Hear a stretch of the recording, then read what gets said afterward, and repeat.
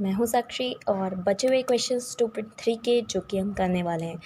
मैं आशा करती हूँ कि आपने किए होंगे वो क्वेश्चंस और अब अपने आप आंसर चेक कर सकते हैं। सो देखिए, फर्स्ट का जो सेकंड क्वेश्चन था उसमें कहा था कि x minus half is equals to, हमको ज़ीरो पुट करना पड़ेगा।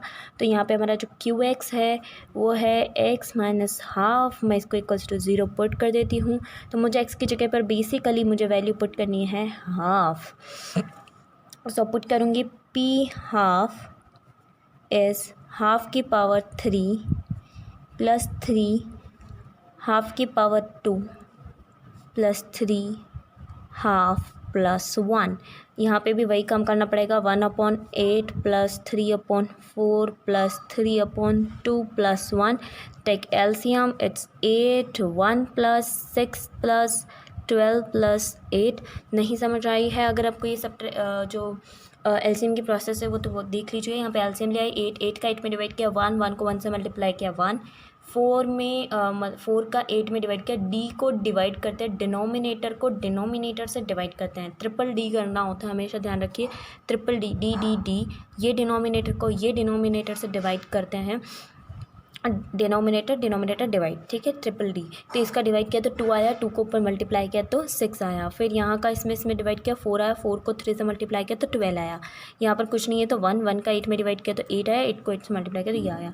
अब इसको जब ऐड करेंगे तो हमारे पास कितने हो चुके हैं, 27/8 अपना आंसर आ चुका है। ठीक है, नेक्स्ट जो है QX इक्वल्स टू एक्स की जगह पे आपको ज़ीरो पुट करना है। यहाँ पर बहुत ही ज़ीरो बहुत ही ईजी है, P ज़ीरो रखेंगे तो ज़ीरो का cube plus 3 into zero plus 3 into zero plus 1, किसी के भी ज़ीरो के पावर्स लगाओ zero, so it's answer is 1। Okay, ठीक है।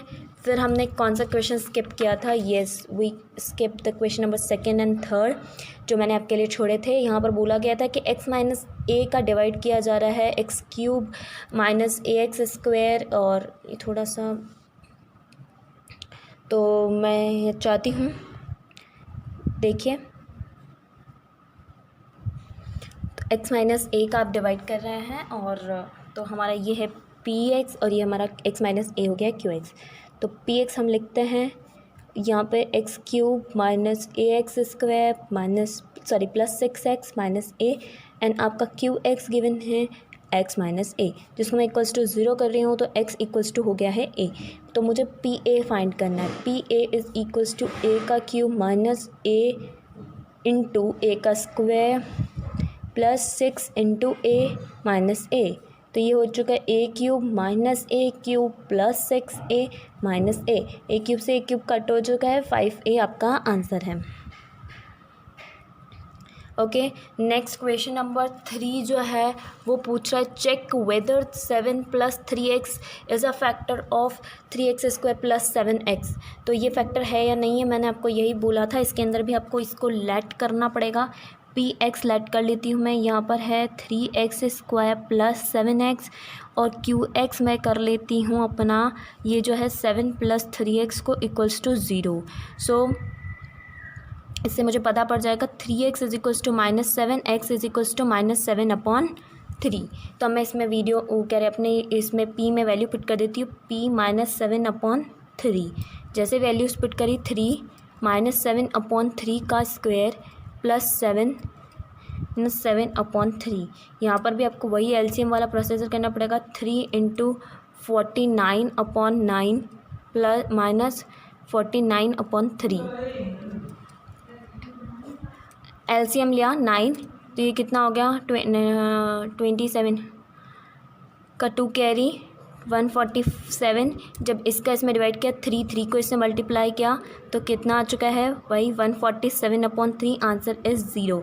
तो ये आपको लिखना है कि yes it is a factor of it. ठीक है, ओके। अब नेक्स्ट है फैक्टर थ्योरम। फैक्टर थ्योरम क्या होती है, जैसा मैं ना इसको यूज़ भी कर चुकी हूँ। मैंने जब आपको कहा था कि जैसे भी अपन को बताना है कि check whether it is a factor of it or not, check whether it is a multiple of it or not, तो बेसिकली अपन रिमाइंडर थ्योरम का यूज़ कर रहे हैं। तो यहाँ पर भी यही चीज़ है कि अगर आपका रिमाइंडर ज़ीरो आ जाता है, जब हम उस पॉलिनोमियल में पर्टिकुलर वैल्यूज़ को पुट करते हैं और उसका रिमाइंडर ज़ीरो आ जाता है, इसका मतलब वो प्रूव हो जाता है कि वो उसका एक फैक्टर है। तो यही कुछ लैंग्वेज फॉर्म में यहाँ पे लिखा हुआ है। एग्जामिनेशन में कभी कभी पूछ ली जाती है रिमाइंडर थ्योरम और फैक्टर थ्योरम। तो रिमाइंडर थ्योरम की भी आप एक बार वो क्या बोलते हैं लैंग्वेज देख लें। अगर आपको समझ नहीं आती है तो प्लीज़ मुझे कमेंट कीजिए, बिल्कुल बहुत ही ईजी है।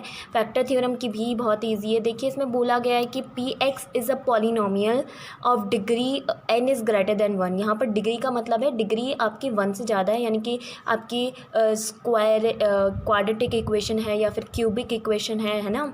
तो पॉलिनोमियल, अगर ऐसी कोई पॉलिनोमियल है, ऐसी कोई पी एक्स है जिसकी डिग्री एक से ज़्यादा है और ए को एक रियल नंबर है, जैसा कि ए कोई एक रियल नंबर है और ये बोला गया है कि अगर x minus a is a factor of P x, अगर P a equals to zero आ जाता है। मतलब पॉलिनोमियल में जब ए की वैल्यू पुट करते हैं तो अगर मुझे ज़ीरो मिल जाता है तो इसका मतलब x माइनस ए उसका फैक्टर है। तो इसके बहुत सारे एग्जाम्पल्स भी होंगे और मैं आपको बताऊंगी भी सही। जैसे मैं आपको एक काम करते हैं, हमने जो अभी लास्ट यूज़ किया था मैं उसी पे चलती हूँ आपको लेके। ये था, आपको चेक करना था कि ये इसका फैक्टर है या नहीं है। तो आपने क्या किया था कि ये मेरा ए है, एक्चुअली ये मेरा ए है, ये मेरा पी एक्स है। जब पी एक्स में जब ए की वैल्यू को मैं पुट कर देती हूँ, यानी पी ए जो हो जाता है, अगर ये पी ए इसका ज़ीरो आ जाता है तो वो टर्म उसकी फैक्टर है। ठीक है, तो मैं यहाँ पे ऐसा बोल सकती हूँ कि अगर मैं इसको इधर ले आऊँ तो मैं यहाँ लिख सकती हूँ कि x इसको इधर लेके आई तो +7/3 is a factor of P x.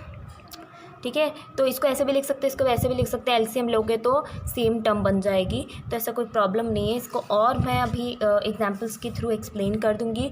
तो बेसिकली यही है कि अगर आपकी वैल्यू कोई भी वैल्यू पी एक्स में पुट करते हैं तो उसका आंसर अगर ज़ीरो आ जाता है तो वो उसका फैक्टर होता है। इसी चीज़ को उल्टे में भी लिखा है, अगर किसी को ज़ीरो आ जाता है इसका मतलब वो उसका फैक्टर है।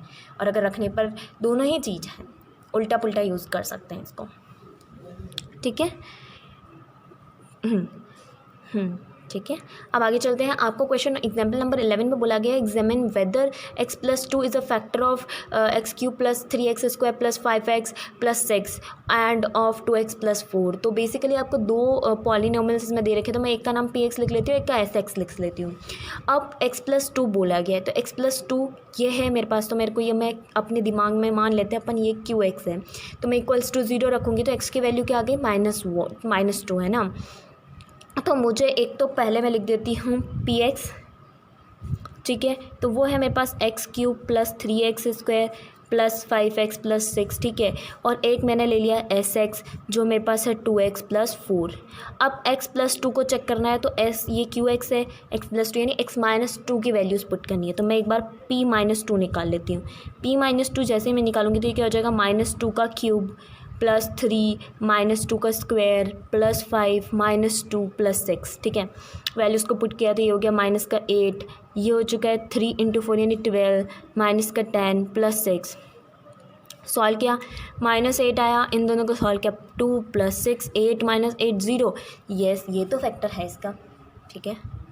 तो मेरे कहने का मतलब ये था कि ये x + 2 इज़ अ फैक्टर अगर आपकी वैल्यूज़ को इसमें पुट करने पे 0 आ जाता है, ठीक है। तो यहाँ पर आप ऑब्जर्व कर सकते हैं ये x - a है, तो इसको मैंने = 0 किया, ठीक है। तो x देखिए ये बेसिकली अपना qx हो जाता है ना।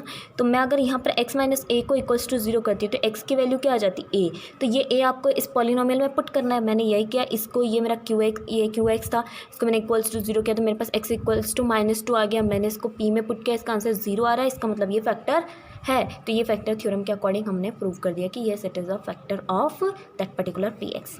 अब मैं यहाँ पर भी निकाल लेती हूँ, s की जगह पे यहाँ पे -2 लिखती हूँ, तो ये हो चुका है 2 - 2 + 4, तो यहाँ हो चुका है -4 + 4, यहाँ पे भी 0। Yes it is also a factor of that particular S x particular polynomial, ठीक है। तो yes x+2 is factor of both polynomial, ठीक है। और आप यहाँ पर एक चीज़ यहाँ लिख सकते हैं, बाय फैक्टर थ्योरम। यहाँ आप जब सॉल्व करेंगे तो आप लिखेंगे बाय फैक्टर थ्योरम, या फिर 90 भी लिख सकते हैं, by factor theorem yes these two both are the factor of both polynomial. तो मैंने ऊपर ही लिखी थी फैक्टर थ्योरम, तो इसलिए अब आपको क्या है कि यहाँ पर आपको इसका सेकेंड वाला फंडा बोल रहा है कि x-1 इसका फैक्टर है, बोल दिया ये है फैक्टर। तो फैक्टर है तो इसका मतलब क्या होना चाहिए कि जब इसकी वैल्यू इसमें पुट करें तो इक्वल्स टू 0 मिलना चाहिए, यही बात है।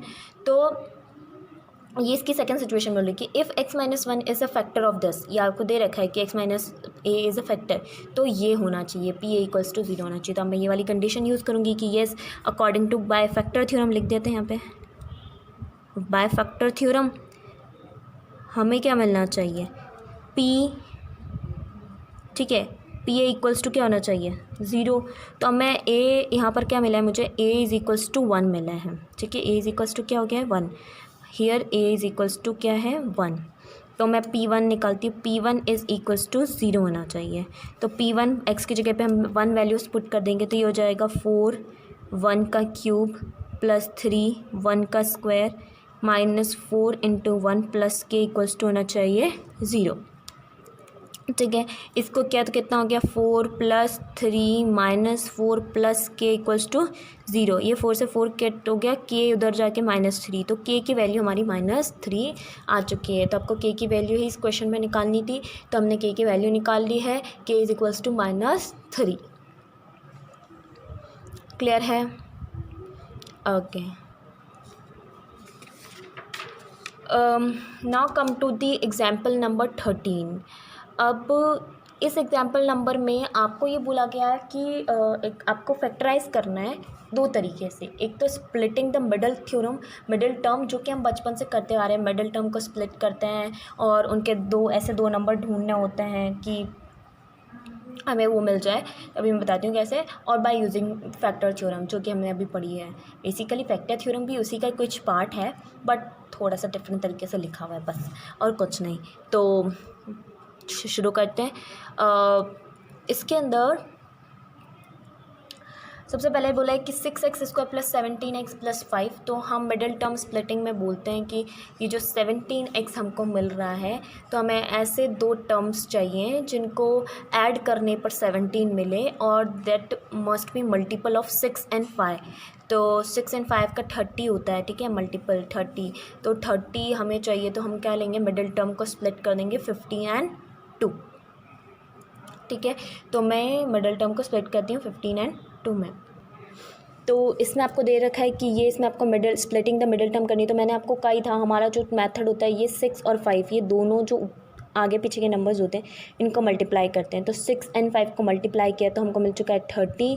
और आपको ऐसे दो नंबर ढूंढने होते हैं जिनको मल्टीप्लाई करने पर 30 मिले और ऐड करने पर 17। यहाँ पे ऐड का साइन है, उससे डिपेंड करता है। अगर यहाँ माइनस का साइन होता है तो ऐसे दो नंबर ढूंढने होते हैं जिनको माइनस करने पर मिले, ठीक है, माइनस करने पर ये मिले। अब यहाँ पे प्लस का साइन है, तो ऐसे दो नंबर ढूंढने जिनको प्लस करने पर ये मिले। तो मैं यहाँ पे लिख देती हूँ 6x² + 17x + 5। ये है मिडल टर्म स्प्लिटिंग, है ना, मिडल टर्म स्प्लिटिंग। यहाँ पे हेडिंग नहीं डाली मैंने, आप लिख देना, मिडल टर्म स्प्लिटिंग टेक्निक है ये, ठीक है। तो ये है, इसमें 6x² प्लस यहाँ पे लिख देंगे 15x + 2x, आप यहाँ लिख सकते हैं +5, ठीक है। जो भी वेरिएबल आप दोनों के साथ लिख दीजिए। अब आप यहाँ 6x² लिखेंगे तो आपके पास में +15x आएगा, +2x +5 आएगा। हमेशा यहाँ पे ब्रैकेट में लीजिए ताकि आपको कभी कंफ्यूजन ना हो। यहाँ पे अगर माइनस के साइन हो तो भी उसके हिसाब से एकदम परफेक्टली ये ओपन हुए। तो जब आप इन दोनों में देखेंगे तो आपको कॉमन दिख रहा है 3x कॉमन है, 3x कॉमन लेंगे तो यहाँ मिल जाएगा 2x प्लस यहाँ बच गया 5। यहाँ कुछ कॉमन नहीं है, तो जब कुछ कॉमन नहीं होता तो हम 1 कॉमन ले लेते हैं। तो यहाँ पे बन चुका है 2x + 5। आपको देखिए, हमेशा यहाँ ध्यान रखिए कि आपके ये जो ब्रैकेट्स बनने चाहिए वो सेम ही बनने चाहिए।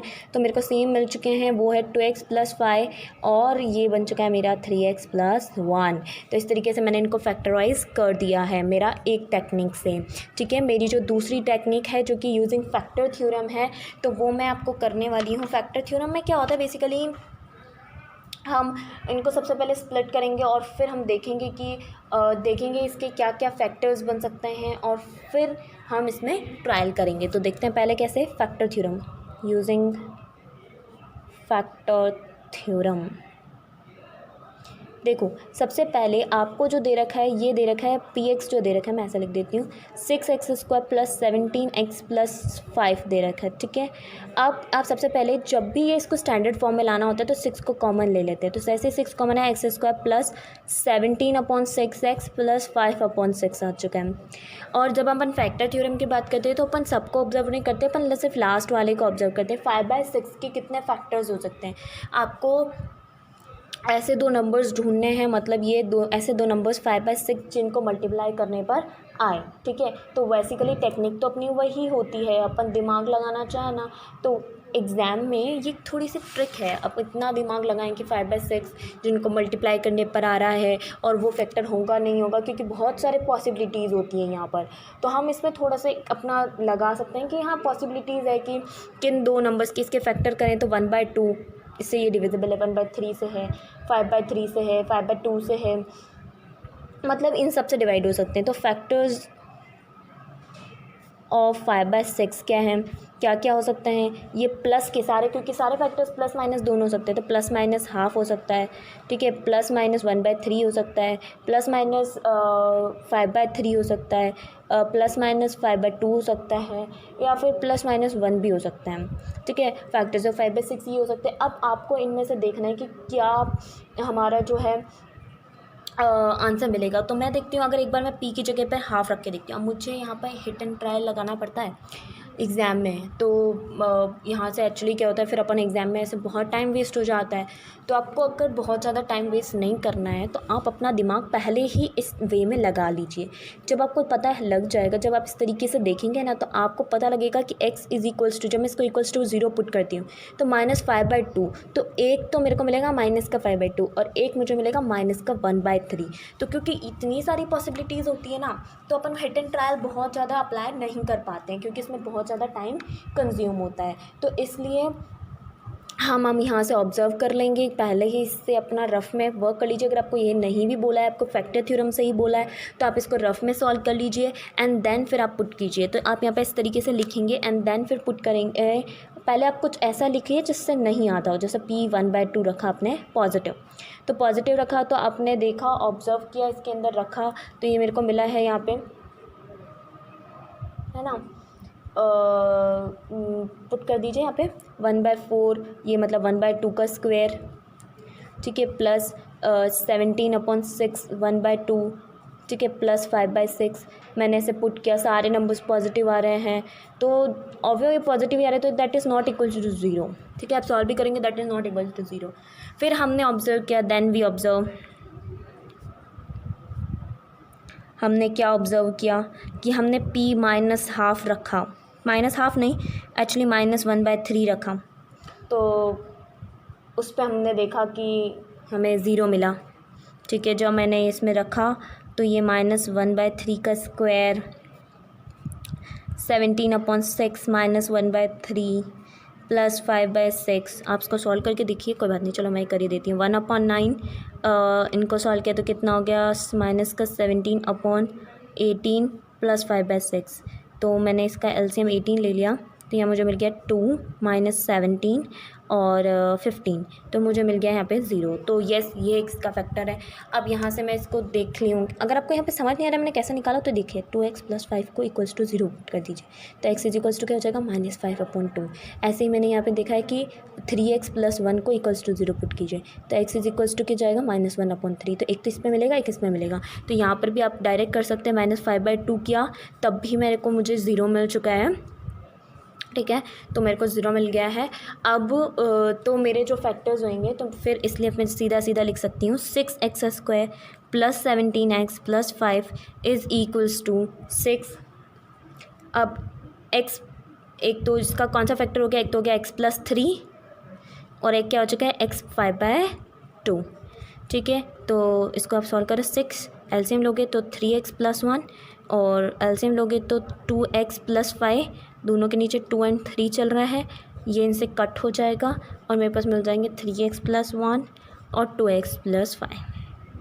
देखिए दोनों ही सेम हैं, दोनों में कोई ज़्यादा डिफरेंस नहीं है, लेकिन मेरा सजेशन ये है कि जब तक आपको ये नहीं बोला है कि बाय यूजिंग फैक्टर थ्योरम करो, तब तक आप इस मेथड को यूज़ ना करें। आप अपना मिडिल टर्म स्प्लिटिंग बोलें, मिडिल टर्म स्प्लिटिंग से करें। और अगर ये मेंशन है कि आपको फैक्टर थ्योरम से करना है तो आप पहले मिडिल टर्म स्प्लिटिंग से थोड़ा सा रफ में करके देख लीजिए, एंड देन उसके बाद में आप पता कर लीजिए कि किस वैल्यूज़ पे पुट करने पर आपको ज़ीरो मिलने वाला है, ताकि आप थोड़े से फैक्टर्स निकालने के बाद में आपको थोड़ा सिंप्लीफाइड वे में मिल जाएगा। Because hit and trial it's too long method और बहुत टाइम कंज्यूमिंग है, इसलिए। ओके नाउ ये क्वेश्चन एग्जाम्पल नंबर 14 है, और मैं चाहती हूँ कि आप खुद करें, और प्लीज़ मुझे बताइए कि आपको समझ में आया नहीं आया। इसको यूजिंग फैक्टर थ्योरम करना है तो करिए और मुझे बताइए। ओके, और इसका सॉल्व करेंगे अपन नेक्स्ट वीडियो में। अगर आपको वीडियो पसंद आती है तो please like, share and subscribe कीजिए मेरे चैनल को। Thank you.